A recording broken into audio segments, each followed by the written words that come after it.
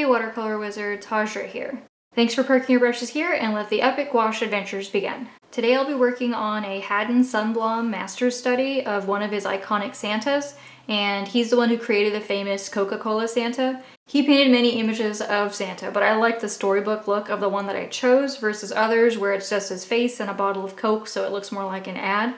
So I think it would be great for the last week of December to do the study in gouache. And he worked in oil, but I'll be doing my study in eco-friendly and allergy-friendly gouache, which is just opaque watercolor. And if you want to follow along, then you can just go get my Santa sketch reference that's available for my patrons to use on Patreon. And I have his original painting and my sketch there available as a download. I did flip my image because his Santa was facing the other direction with his waving hand facing on the left side of the paper, but I flipped it so that his waving hand is facing towards the right side because I feel like it works better for how I'm emitting the background and the floor and the door and the reindeer, and I'm doing a faster study, so I like how he's facing this direction better. And I'm just going to paint Santa and his bag of gifts, and you can choose to do the background or to change it to something else or just do it the way I'm doing it.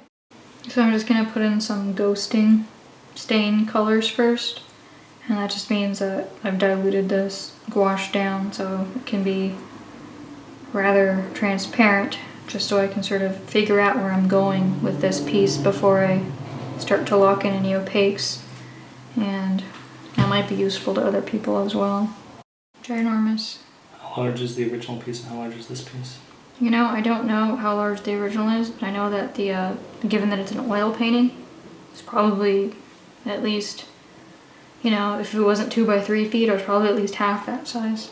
Because why would you be doing an oil painting at a smaller size than that if it's not going to work so easy? It's probably not the best way to go around this, is to do the features first. But I feel like once I get the eyes in, I'll be able to figure out where other things go around it, so I always try to get the face in first. Does Santa dye his eyebrows? I think it'll make them a little bit more brown. I think he might, because for some reason his Santa does have black eyebrows, so I guess he might be dyeing his eyebrows. Does that mean that he's not as old as we think he is? Because isn't that what that's supposed to mean if you still have black eyebrows? I mean, I feel like even I don't do stuff in the same order every time. I feel like whatever sort of stands out to me visually as the place to start as an anchor point is where I'll go, and it's not always the same, you know? It's like different pieces, it's different places. I mean, it's usually at some part of the face, obviously, because I try to get the face done first. Once I have it fleshed in, that it'll give me a good anchor point for the rest of the piece. And for me, that's usually the face. But yeah, I look at some of my old pieces that I've done on YouTube, and sometimes when I go back and look at them, I think to myself, oh, I would not have done that first. I would do something else, you know? So it's funny how, like, when you go and watch something, you think, oh, you'd always do it the same way again. Not necessarily true. It just depends on what stood out to you that day that you were working on it, you know? Yeah, it's really interesting. I feel like once I get his rosy, fat cheeks and nose and face in, that I'll be sitting pretty for the rest of the piece, you know? And if I don't get it in, then I'm just going to be stuck here trying to flesh this out and get this part done. So it's all about trying to get this part done. Tell me they're scared to touch their supplies and scared to do this, and it's like, well, you bought them, you own them. They're not alive, they're not possessed. You can just try using them. And gradually, in private, nobody has to know that you're screwing up. Just get better at it. The secret. Even those people who are ahead of somebody else, you can pass those people up pretty easily if you just practice more than, because there are some people who'll start ahead of other people just for some reason, you know, whether they've got better visual observation skills or whether they had some practice before, or, you know, their confidence levels, you know, it doesn't matter, whatever. You don't get better until you try, and I've done a lot of pieces when I was younger where I was unhappy with them, and it's just the getting practice in that makes you better, right? Yeah. So, I mean, and then you can just throw it away. Like, nobody has to see it. Like, that part of it, too, is always weird to me, because, well, I'll have this, and it'll be a reminder, sure, but get rid of it. People have tried to make people feel better about not being so good at something by pointing out, hey, I screw things up too, right, Jim? There's a common theme for a lot of folks across different professions. To talk about how, hey, I might be a software developer and I've been doing this for 10 years, but I still Google this basic thing. Okay, yeah. It's trying to save people, right, from this feeling that, like, I'll never be good at something. But by the same vein, I think it does actually put this cruel pressure onto people to constantly update and talk about what they're doing. Instead of just doing it in private? Rather than doing it in private and realizing that to a certain degree we need that privacy. We need privacy to let us work on our skills. Yeah, it's funny though, for a face this small, I can't go a millimeter out of the way. So if anybody wants to do this and make it easier on themselves, I do it smaller so I can get a study done faster, and I do it smaller because it fits on the camera easier, so I have multiple reasons, you know, for why I'm doing it smaller. But if you want to have more space to mess up, then for sure, you know, don't do it this small. Well, one of the nice things about doing something like this is that this guy is just an old man, so it's not like he has to be gorgeous. Right. But he is in his way a kind of gorgeous old man, you know, like he's very specific in his looks. So you can't just turn him into... I like what you're saying, yeah. You know, he's kind of like a very rosy-cheeked special. Less like a flower. Yeah. Oh yeah, for sure, he's much more specific. Because people know what Santa Claus looks like, you can't go... And they also expect him to look like this Santa Claus, you know. Oh, we're doing a study, that's why it's Sundblom, and there's lots of people who do their own version. I mean, I think it would be cool if people did different costumes for him. That's what I would think. I think before he made this iconic, people were doing different Santa costumes. Are you going to do a Kurt Russell version of this next? That would be cool. Netflix crossover, Kurt Russell. Yeah, Kurt Russell Santa would be cool. Big Trouble in the Little North Pole. Well, Kurt Russell did make an awesome Santa, I have to say. He definitely made it a sexy Santa, right? He still got that same voice, so he's talking the same way he spoke in like The Thing and Big Trouble in Little China and like Escape from New York and, you know, LA and everything like that. So that's the funny part to me watching that, is like you're watching it and you're like, okay, he's gonna sound different because he's older now, and instead he still sounds exactly the same. And that's great. He's a national treasure. Oh, I love Kurt Russell, yeah. I love Kurt Russell. Kurt Russell's awesome. So I'm gonna finally get to like bigger washes and areas at some point.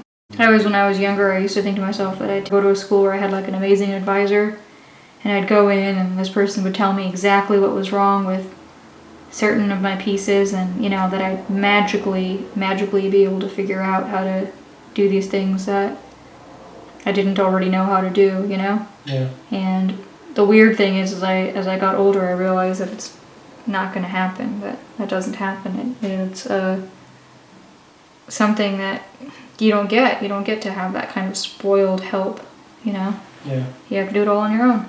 I used to think that it's because I missed out on formally going to art school, and that's not true either, you know? It's true that you can get some of that help, but not like what I thought.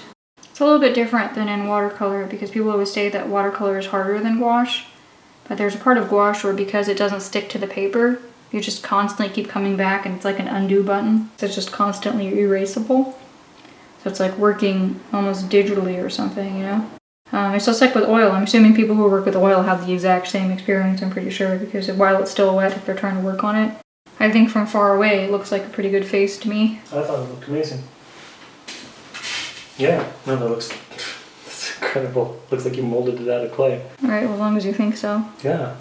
Now when I look at it, I can't tell all if you can see is the shapes that you've been painting. Yeah, all I can see is the abstract shapes I fractalized it down to, so it becomes amazing. hard to put it back together into a... That's why I was telling you that I have to come back later and look at it. I mean, there's no shame in that. You can come back later and look at it because, you know, if you're looking at something for a long time, it may not look anymore like you can figure out. You know, you'll have a hard time figuring out whether or not you're catching the likeness if you've been looking at it for too long, you know? But I'm working in Create-A-Color aqua sticks, and I love to use those as gouache because they come dry, you can store them dry, and you don't have to worry about this horrible situation of, you know, having tubes where I don't like tubes, I can't get them open. So if you're like that, if you're in the same, you know, situation as me when it comes to that, then just get something like the Create-A-Color aqua sticks or the aqua bricks, or your Neocolor 2s from Caran d'Ache, and all of those watercolor crayons have this lovely opaque quality where you can certainly use them transparent, but they go opaque, and as a result of that, they're actually more amenable, I think, to be used as gouache because they want to be opaque. You know, they're watercolor crayons, they have a waxy, oily consistency. So, and they market them as being usable as gouache, and, you know, you can totally see why, because I've been using them as gouache for a few years now, and they work just like the actual gouache paints, because all gouache is opaque watercolor, and people are always comparing it to acrylic. It's not comparable to acrylic. Acrylic handles like plastic because it's got a plastic binder. This is much more like just an opaque watercolor because that's what it is. It's got the same binder, gum arabic, and if you want to compare it to something that's not watercolor, then you'd probably have to go towards oil because it handles like oil. It has that creamy, velvety quality to it. You can sort of make acrylic try to act like oil, and you can make it try to act like watercolor, and it is versatile and it dries waterproof, and people like it for that reason. But I don't think that it's the best comparison to gouache. I think watercolor or oil are the best comparisons to gouache. And again, this is a tough thing to do at this size. Then everything else will be easier at a small scale, right? Because you'll get it done faster, and it's it's just as easy to do a coat, which is more abstract, at a smaller or larger scale. So as long as you can punch in a face at a small size, then you're fine doing it small. If you can't, then go for something larger. Go do the whole painting larger. And you'll use more paint, and you'll use more paper, you'll get done slower. So those are the trade-offs that you have to make. But you might prefer that because it's easier. Why don't you tell us why the layout works, or why the composition works?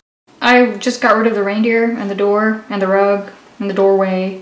You'll see it in the original reference. It's because I wanted to get this study done faster. I think this whole piece works as perfectly well with or without the background because the Santa is the main figure and he's posing in such a sort of bigger than life way. So, and he's got a dynamic pose, and then he's got like a little bit of a curve running through him, his gestural curve area here. He's got a hand thrown out, he's got a big bag of presents, so there's a lot of visual interest, and he's smiling, and he's got a big focal point of his face right here, surrounded by the white trim of his hat and his white beard, and he's got more white trim and the glove that's popped up with the fingers, and we as humans naturally look at faces and hands to see what they're doing, if is it a friend, is it a foe, or is it... You can rely on the alphabet for different kinds of dynamic compositions. Mm-hmm. And so when I look at this, I see the curve of Santa, and he kind of looks like a D, but with his arm up there and his stance, he also kind of looks like a K. What would you call it? Oh, I'd definitely call it a K, because you can see his whole body here.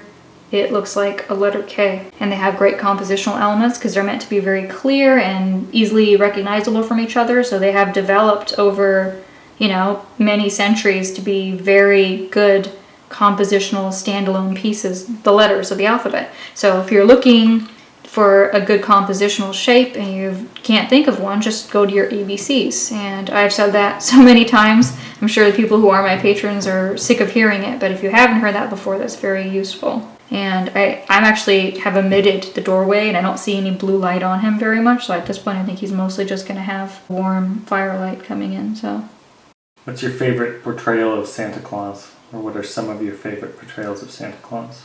I like J.C. Leindecker's version of Santa, and I also like Sundblom's version of Santa because we all grew up with them without even knowing where it's coming from. So once you get older and you realize that's where they're coming from, and you have an added respect. But our sort of iconic understanding of Santa comes from probably these two men. It's Haddon Sundblom and J.C. Leindecker, because they created a lot of these iconic holiday images by illustrators for money. So I don't mind that for a piece that was made for that.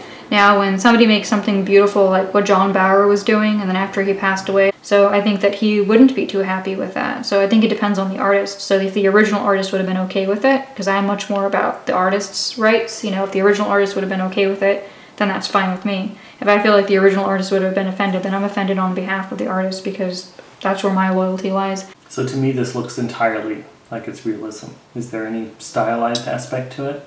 This is towards realism, but it's not hyper-realism. It's still stylized realism. I mean, like botanical watercolor is also realism, but it's not hyper-realism. You can still tell that it's painted, right? Because it's got like that romantic painted look to it.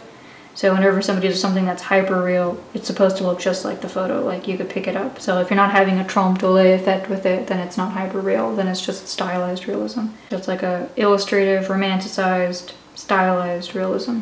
And is that what you'd call the style? Yep, I'd call that the style. I'd say that's the style that Leindecker did, say it's the style that he did, that Sundblom did, magazines and ads and poster boards and billboards and stuff like that. So this is all romanticized because, we're living in an era now where everything is like tough and gritty. Well, back then, even though somebody could paint it completely realistic, they chose to paint it in this cool stylized way because... Are there any drafting tips you would give when it came to this piece? How did you draw it yourself, and how much of the drawing are you doing with paint? I think that's been more of a survival technique for me when it comes to watercolor or gouache, is that if you do too much drawing with the pencil, it either gets covered up or it makes the paper muddy, so why not just learn how to draw with your paint? Because that's what you're supposed to be doing in the long term anyway. You will use more paint than you use in watercolor though, because you're painting opaquely. So you will use up paint faster if you're using gouache. That's one of the other reasons why I like the aqua sticks, is because they're light fast and artist grade, but they don't cost as much as Schminke gouache. Santa's wearing mistletoe on his hat. Do you think he's going to get Me Too'd? This is not mistletoe, it's holly. Oh, shoot. This is holly, obviously. Although haven't you seen some creepy mall Santas? I have. I think everybody has. No, because I'm a guy. No, I mean, not like actually sat in their lap or anything, but like seen them at the mall and thought, wow, that looks like a creepy mall Santa. Has this never happened to you? No, I don't have any experience with mall Santas. Okay, so one of the things I'm going to do now is I'm just going to try to emulate some of his brush strokes here with some dry brush. You can see. Oh, because his are thick oil brush strokes? Yeah, and what you're doing is... just using scratchy thick paint to create that as an effect. But you see how there's like not that much water in here? It'll give you the exact same effect as he was getting with the oil. And like I said, it's just about drafting, so I'm just, drafting this, and poking it in how I would be drawing with pencil, how you would shade with pencil. Well, I'll tell you the part of it that's challenging. It's trying to make his beard read as white when he's put all of this brown in it in the study, but I've lost the background, so now I don't have the background to make this look relatively lighter. So now I think it's working. I think what you're doing is working. Okay, if you think so. And once he has the big red coat on it, yeah, it's also going to look even yeah, lighter. it's because color's all relative. Are you going to use a background? Do you think that would help to set the beard off? Or are you going to, No, because I'm not going to set... I'm not going to... just have a white background? Yeah, I think I'm going to keep it white because that's what I was originally planning on. So you're using the tiling method here, right? Yeah. And so the tiling method means there's no light to dark or dark to light. It just means you're taking care of each individual piece and you're building it up with gouache. Is that accurate? Yeah, it's adjacent puzzle jigsaw type pieces where you put the colors in and then you sort of just put them in like that, so there's no glazing layers. I mostly use tiling if I'm not doing grisaille, so either I'll do grisaille or I'll do tiling. I'm not much of a mid-tone method person unless it's a very simple piece. And then I feel like that works just fine. And everybody works differently, and I don't always work the same when I'm painting either, so I might do this differently. If I did this 2 years ago or 2 years in the future, I might do this differently, but right now this is how I'm choosing to do it. Do you know if this is one of his earlier or later Santas? I know it's from 1931. It says that his Santa debuted in 1931. Oh, okay. So this must have been one of the first ones. People loved the Coca-Cola Santa images and paid such close attention to them that when anything changed, they sent letters to the Coca-Cola company. One year Santa's belt was backward. Another year Santa Claus appeared without a wedding ring, causing fans to write asking what happened to Mrs. Claus. Oh, really? Well, it's just an ad, you guys. But it makes sense, and somebody really makes a character that people get attached to it, so I guess that's the reasoning. Like, where would you place this artistically? What kind of movement or... There's Golden Age ad illustration, and similar to Lion Decker, and similar to Norman Rockwell's type stuff. Apparently he also created a Sprite Boy. Oh, did he? Because this was the era when all of these superheroes had to have stupid kid sidekicks. Sprite Boy? Sprite Boy. Like for the drink Sprite? No, apparently Sprite wasn't invented until later. Sprite is an elf. But for him? For Santa's sidekick? Yes. He also invented the Quaker Oats Man. Oh yeah, no, I knew that. The Wikipedia article, the only people he influenced were pin-up artists. Like Gil Elfred? Did he influence? Yep. Yeah, because I can see a bit of Gil Elfred in his style. He's born in 1899. Wow, dude is old. One day he wasn't, though, back when he was younger, when he lived. So let me get this straight. You're saying when he was young, he wasn't old? Hold on, let me write this amazing knowledge down. Hey, look, right now my brain is too fried to do anything except for just talking. Paint a button? Yeah, paint a button. And I can't believe how you can do that. That button looks so good. it does. does. No, it really does. Like, I don't... It's a subpar button. Okay. It is that people just have to try and learn. Like, there's no tricks, right? Mm-hmm. That's what I'm finding as I paint, is that it's just, you have to grow accustomed to how water moves and how pigment moves. Yeah, that's really it. And I really intellectualize everything. I mean, it's the same way with coding. It's the same way with everything, I guess.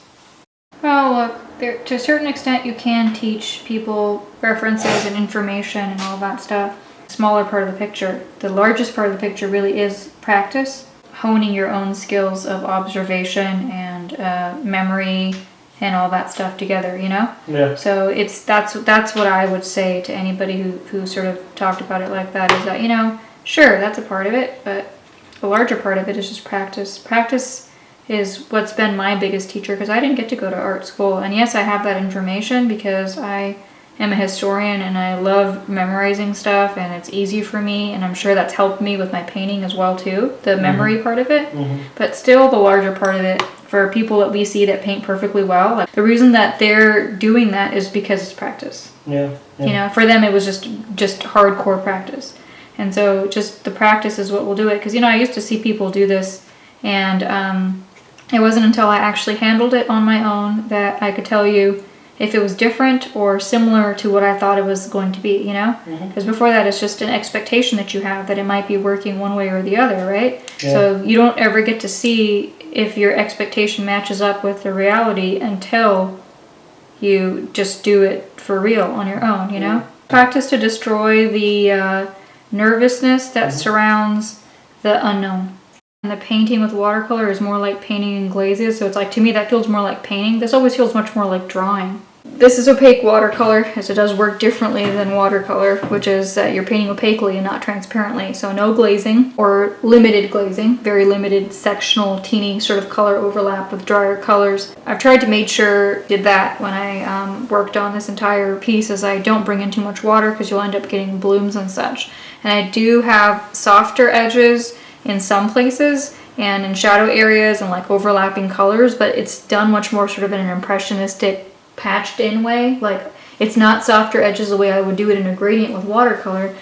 The problem is that when you're used to working in transparent glazes and watercolor and seeing your work develop in a different way versus working in tiles and doing stuff opaquely and seeing stuff develop a different way. You're tiling it, it doesn't match that pattern, so you feel like all along that you're getting like warning signals, right?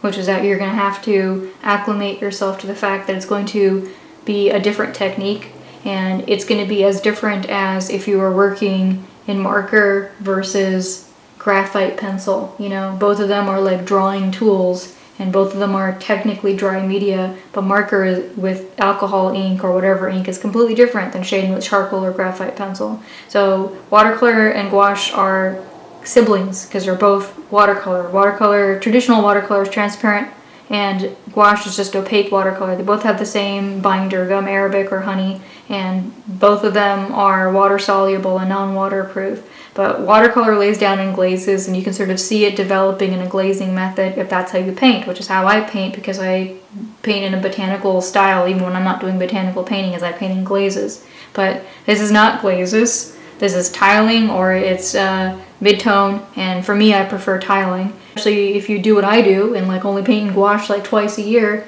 and then you come back after doing a whole year's worth of watercolor and ink and wash with, you know, ink and watercolor, and then you come back to gouache, it's going to feel completely different, you know? Just the shock factor of going from transparent to opaque is going to feel different. But it's only as unapproachable as you make it, you know? It's only as complicated as you make it. How did your feeling for it change? Work on a piece and get any piece. It doesn't matter if it's watercolor or gouache or anything. I think if you can get past the first 15-20% without stopping, you'll be able to finish it. Even if it feels different, even if it feels challenging, even if it feels annoying in whatever number of ways, because it feels alien to your usual experience or medium. It's just basically about not giving up.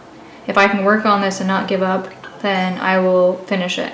If I don't give up, because you give up at the hardest part. So when at the very beginning, when it feels weird and hard and different to adjust to in watercolor, if I give up, then I just won't finish it. But if I actually push past that discomfort, then it'll be fine. And that's all I can say. I can say that about any medium, whether it's ink or watercolor or gouache, is that if you try it, and it's difficult. And I'm not talking about using crappy supplies, because you might be using supplies that you hate, and in which case don't use them anymore.